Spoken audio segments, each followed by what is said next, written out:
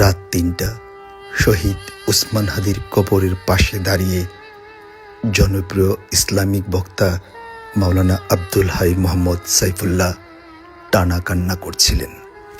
তার কান্না যেন কিছুতেই থামছিল না। আপনারা যারা এই ভিডিও দেখছেন, দয়া করে এই ভিডিওটি শেয়ার করে দেবেন। ইসলামিক এই বক্তার কান্না দেখে দায়িত্বপ্রাপ্ত নিরাপত্তা কর্মী স্টাফরাও কান্না করছিলেন। তিনির সঙ্গে পাশে থাকা সাধারণ মানুষও তিনির সঙ্গে দুহাত তুললেন রবের দরবারে। শহীদ উসমান হাদির সমাধির পাশে এরকম দৃশ্য সকাল বিকাল মধ্যরাত ভোররাত পর্যন্ত চোখে পড়ছে। এরকম ভালোবাসা গজ কিংবা ফিতা দিয়ে মাপা কখনো সম্ভব নয়। এমন ভালোবাসা কেবল ভালোবাসা দিয়ে মাপা সম্ভব।